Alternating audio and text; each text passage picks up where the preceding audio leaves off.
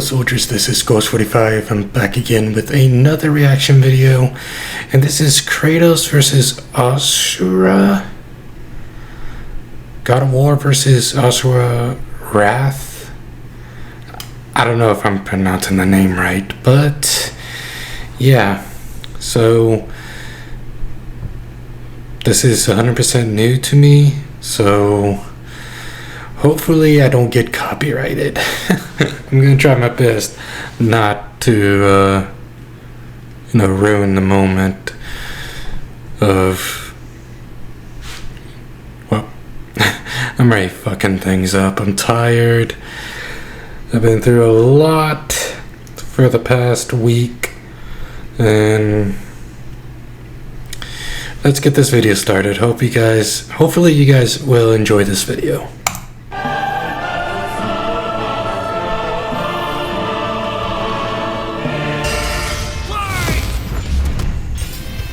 Kratos versus Asura. The Ghost of Sparta versus the Wrathful Destructor. Cause sometimes you just want to punch a god in the face. He's Wiz and I'm Boomstick. And it's our job to analyze their weapons, armor, and skills to find out who would win a death battle.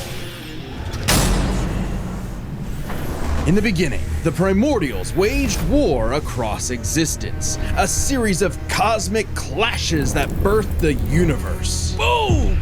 Now that's what I call a big bang! From Ceto's death, the oceans would flow. From Uranus's strikes, the stars were spawned, and so forth. Thus, the world itself was born from violence. Overthrown by his Titan son, Kronos, who was overthrown by his Olympian son, Zeus, who battled his own son, Kratos. As a classic bastard child of Zeus, Kratos was left among Spartan mortals, far exceeding all among him. He became a fierce warrior, winning many a battle, until finally cornered by ruthless barbarians. Ares, destroy these guys who are kicking my ass, and my life is yours.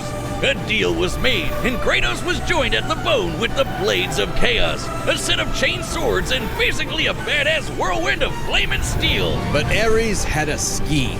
While doing work for his god, Kratos accidentally murdered his own family, permanently marked by the ashes of his wife and daughter. He was, forevermore, the Ghost of Sparta. So, he was kinda understandably really pissed off. Time for a new god of war. The gods were crapping their togas in fear as the new god of war took out his rage on all of them. And got some new gear out of it too. With Poseidon's trident and Icarus's wings, Kratos dominated both sea and sky. He also has a tendency to carry powerful severed heads, like Medusa's. And the claws of Hades could steal souls, even the soul of Hades himself. Should have thought that one through, man. Neither Perseus or Hercules were a match for Kratos, nor was Helios, the sun god capable of moving stars and spreading light across the entire underworld. He fought Atlas, the Titan of Strength, who broke the load-bearing pillar of the universe. So Kratos forced him to hold up the cosmos on his own instead. And he could do it with just one hand, according to the novelization. Even his grandpappy Kronos failed to stop him. You know, the guy who overthrew the primordial that punched the universe into existence? Causing shockwaves that moved over a quadrillion times faster than light. A frankly incomprehensible feat. Then there's Daddy Zeus, who proved a serious challenge, until Kratos drew perhaps his ultimate weapon, the Blade of Olympus. It can make tornadoes, lightning, force fields. Oh, and it can stab the hell out of you. It siphons godly energy and can pull enough to even kill Zeus. Like father, like son. Even while Kratos ultimately released hope across the Greek world, he could only do so after annihilating everything. Like a badass, he was unstoppable, non-stop killing and sex and even more killing. And yet, he couldn't be any more depressed. His wife and daughter were still gone. What was he to do? He didn't know. He wandered aimlessly for years, somehow stumbling into Norse mythology where he met Faye, his second wife. Good start, buddy. Kratos had a new lease on life. but he could not escape his past mistakes. There's a reason he hid his swords in a dingy basement. Even so, Faye insisted he could do better, so he became a dad to a new boy. Easily the toughest task he ever undertook, especially after Faye unfortunately died of a mysterious illness. Damn it, not again! But hey, it wasn't Kratos' fault this time, and Faye left the tools he'd need to keep the boy safe, including the Leviathan Axe. Far from the whirling rage of the Blades of Chaos, the Leviathan Axe was deliberate and mighty.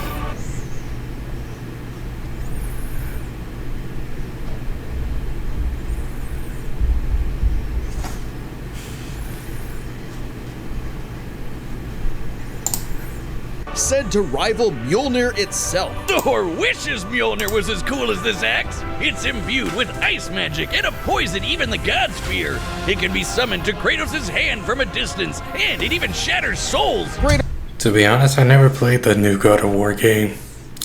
I should, but I don't know. You guys want to see me play the new God of War or Spider-Man 2, the new one? I know it's out for PC. I would definitely play it in my gaming channel. Yeah, I got a gaming channel. You guys would love it. If you guys want to see it, let me know down in the comments below. Kratos may have once been a sword of vengeance, but with his new weapons and a new purpose, he stood as a shield against the godly Asura. Too bad he just can't help but get in trouble with gods. But now he knew how to control his anger. Which is even more important than it sounds. Kratos' Spartan rage summons an inner strength with magical properties. He can even get so pissed off that he straight up heals himself. That seems like the opposite of what should happen. Not all anger is problematic, and Kratos wields plenty of new weapons and relics to channel his rage through. Like the Dropnir Ring, which can summon a bunch of wind spears. They can absorb all types of energy and blast it back. He even has relics and magic that can warp space and slow down time. Naturally, he contested with the strongest of the Norse gods, including the god of thunder Thor, who was powerful enough to fight the fire giant Surtur and the world serpent Jormungandr at the same time. Oh, and that fire giant would be the cause of actual Ragnarok. You can't defeat me, Thor. I know, but he can. Well, not exactly. Freyr, the rain god, held off Ragnarok for a considerable time all on his own, and the sheer power of Ragnarok shook Yggdrasil down to its very roots. That's the World Tree, which is like a literal tree that connects the whole universe. According to Freya, the tree's very existence supports all of creation among its boughs. Every strand transcending time, transcending space. Everything comes back to the tree. So it's kinda like Kratos lives in a really, really, really big treehouse. In his quest to free the Norse world, Kratos reclaimed old weapons by reckoning with his past sins, even taking up the Blade of Olympus once again. Even better, he actually got to be a decent dad. And now the boy is a man and also a bear. Kratos made a lifetime of mistakes, but this future would be different. He'd be more than he was in the past, not just a god of war, but a leader, a father, and a defender, a god of hope. This battle is sponsored by Robinhood Gold. With Robinhood Gold, you can now enjoy the VIP treatment, receiving a 3% IRA match on retirement contribution. LLC, member SIPC. Gold membership is offered by Robinhood Gold, LLC.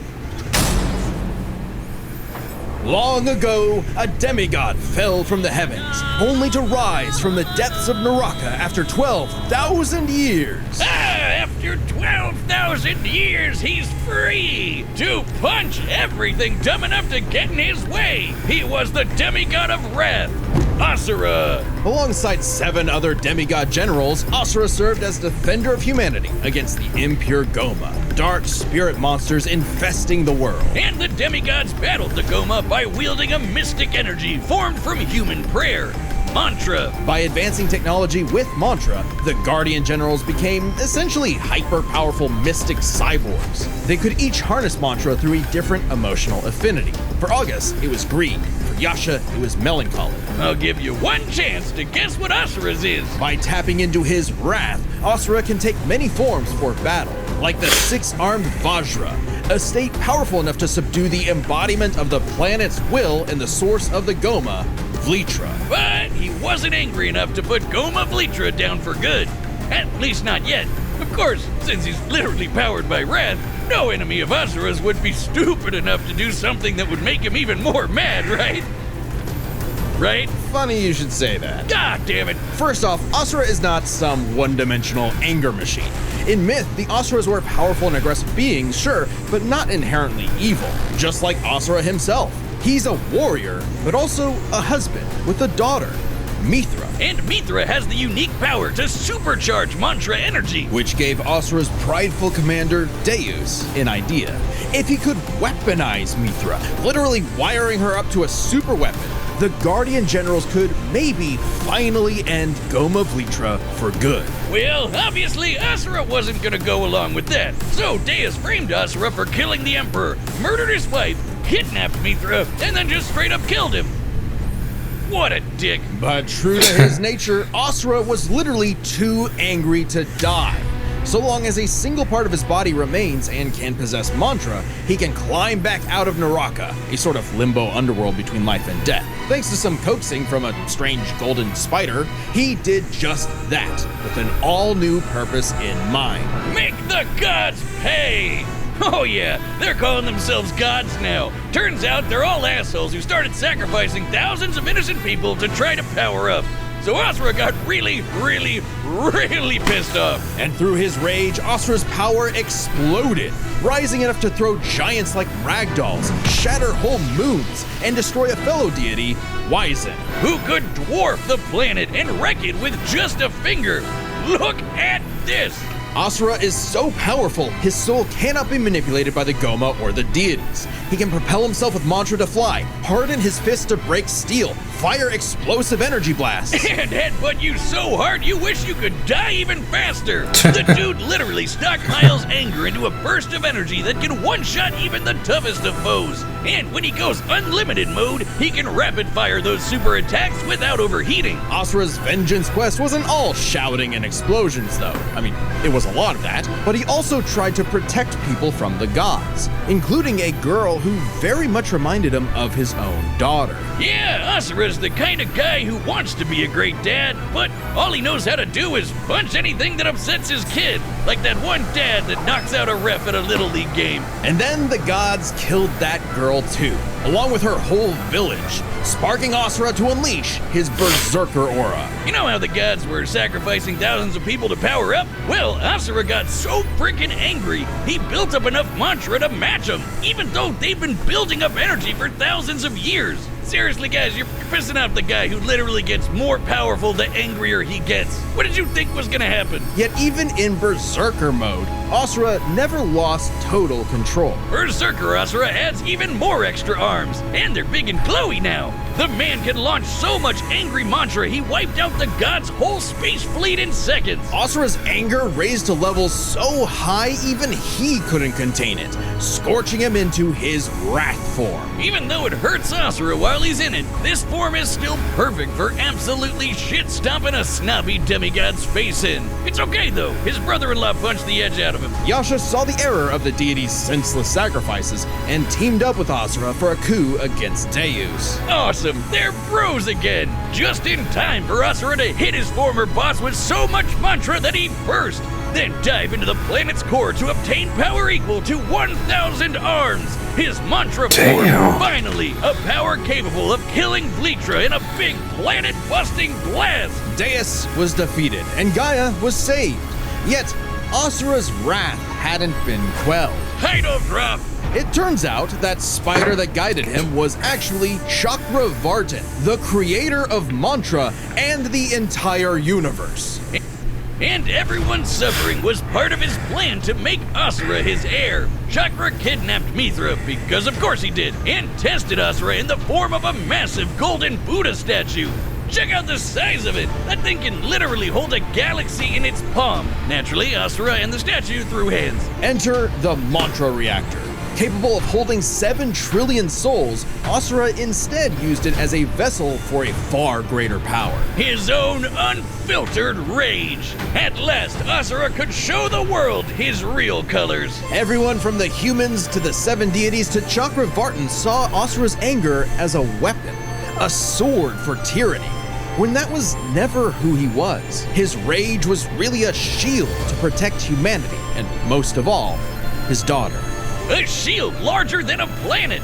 Unbound by his past limits, Asura's ultimate destructor form effortlessly punched through asteroids larger than nebulas, dodged planet-sized lasers moving 2 quadrillion times faster than light, and obliterated whole stars! Chakravartin was, understandably, impressed, and offered Asura a chance to take his place. Asura smiled at the offer and extended his arm. Right into Chakra's face, as if he was gonna let some god trample over more worlds. Instead, he literally beat the QTEs out of God, obliterating him and his plans in a cosmic explosion. But with Chakravartin dead, so was the concept of mantra itself. Those who depended on it could not survive, including Asura. Hey, as long as Mithra was fine, it was worth it. Besides, he'll reincarnate millions of years later, still kicking ass, ready to smack a random thug, a meteor, or Ryu. Right in the balls! It's interesting. Despite the dangers of uncontrolled anger, Asura's wrath gave him the power to save everything. All because of just one thing. Some bastard made his daughter cry, so they had to pay. Now that's a god I can get behind. The fuck? This battle is sponsored by Prize Picks, the best place to get real money sports action. With over 10...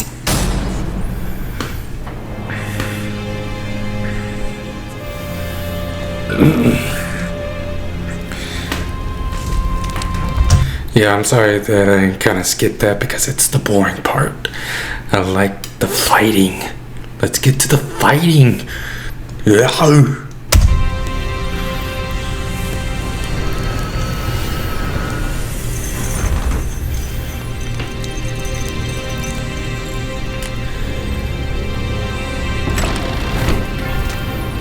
Oh shit. It's getting real, dog. It's getting real.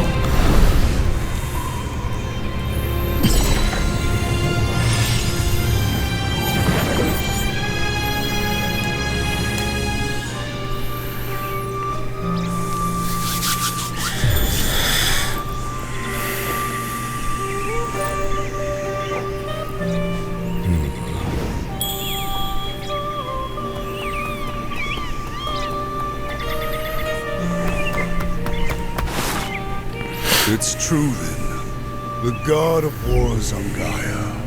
But not for long.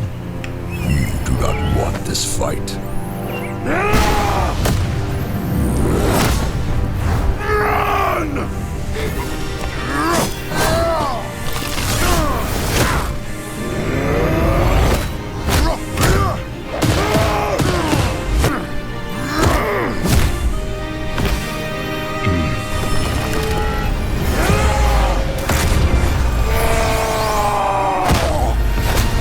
Ooh, man!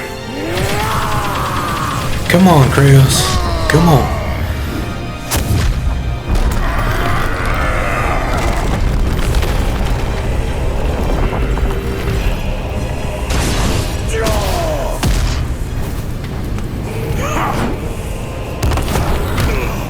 There you go.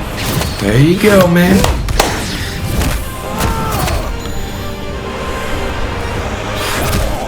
Ooh. Come on, man, get up. You let your wrath consume you. I have been down that road before. Shut up! Very well.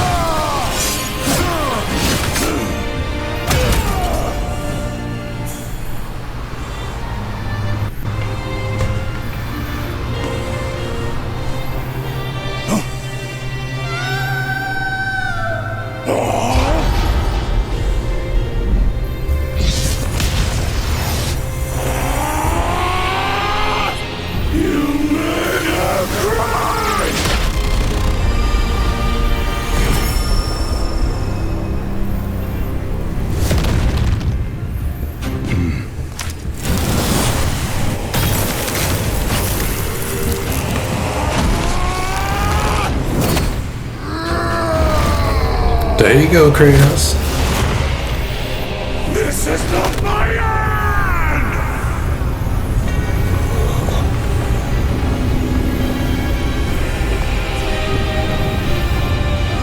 Damn, bro.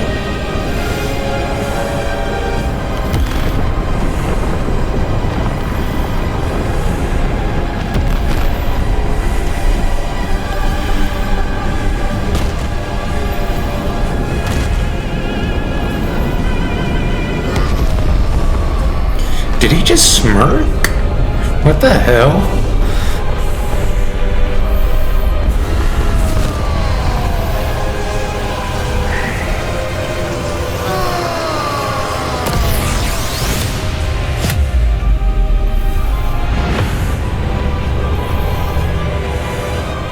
Death has not heard me yet, Titan!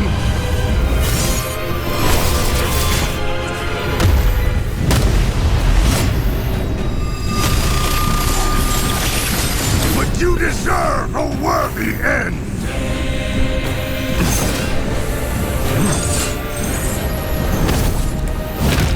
There you go, my guy. There you go. Ooh, the Blade of Olympus.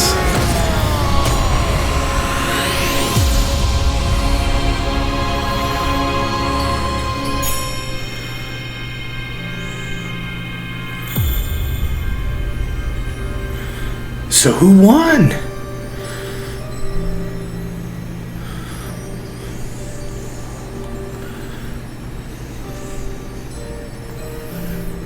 You are a monster no longer. I never was.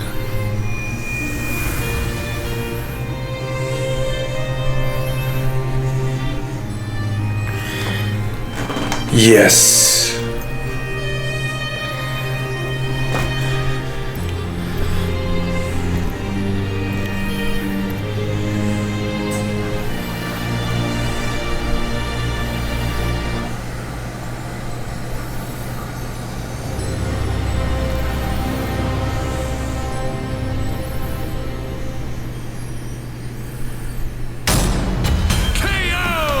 Well, I guess Asura's wrath really is gone.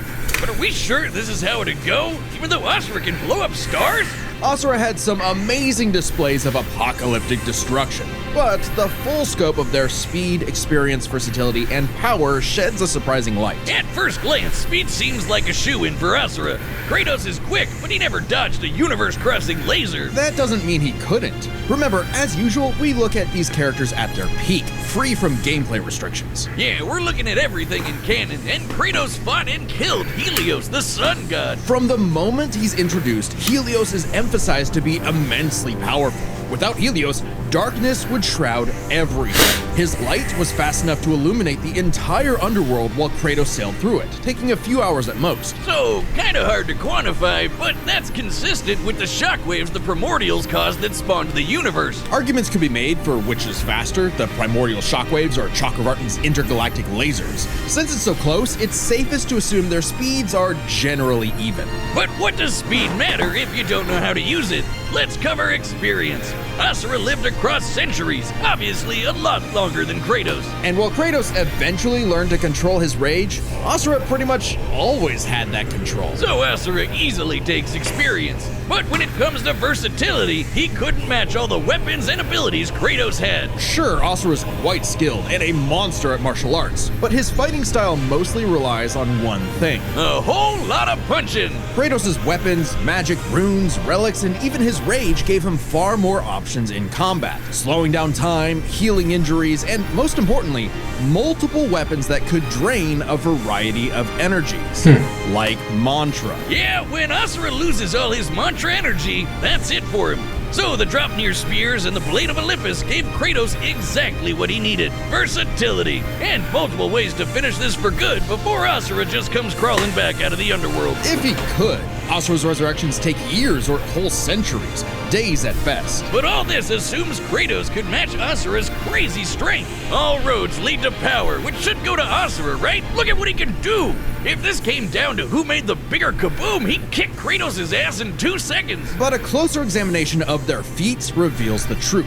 At his peak, Asura overpowered Chakravartin, annihilating that cosmic golden god. By measuring the dimensions of Chakravartin's body and scaling it up to match the size of this galaxy-eclipsing statue, we can determine its volume. Add in the density of gold, for good measure assuming the form is solid throughout, and its mass far exceeds not just our galaxy, but our entire observable universe. Destroying that big golden god would need energy on par with obliterating our universe 91,000 times. Extremely impressive and unfathomable. However, the same idea applies to Ragnarok shaking the roots of Yggdrasil. Ragnarok is obviously a bit of a different beast than Kratos, but what really matters is what Freyr did. Right, Freyr, a god comparable to Kratos, held back Ragnarok's power for a significant time. So Kratos should be capable of the same level of power, or even more. Using an official map and knowing the world tree's branches encompass all of existence, we can measure its size and volume. And we know this map is accurate because it shows these two realms conjoined, which we see in-game. Even if we assume the Tree of the Realms is only 1% solid, a significant lowball that Kratos should easily scale above, shaking such an incomprehensibly large structure would require enough force to destroy our universe's mass energy 9 million times over. That's almost 100 times greater than Chakravartin's destruction. And this isn't some one-off outlier. I mean, a realm-shattering supergiant doesn't sound too different from the other Titans and Olympians Kratos defeated. That's the thing, isn't it? It's easy to think that we never see Kratos do anything that matches Asura, but we do. Helios' speed matches Chakravartin, and Kratos outsped him. Atlas is strong enough to lift all of reality, and Kratos overpowered him.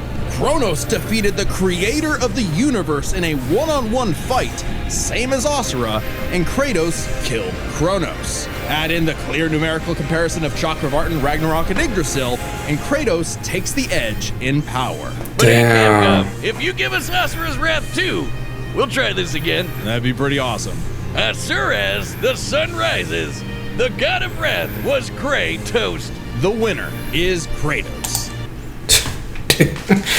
Wow, that was actually insane. Like, I wasn't expecting it. But my boy Kratos, man, I love God of War. Well, that's going to be the end of the video. Hope you guys enjoyed the video. You know what to do, so just like, subscribe, favorite, comment, share the video. I see you guys in the next vid. Peace.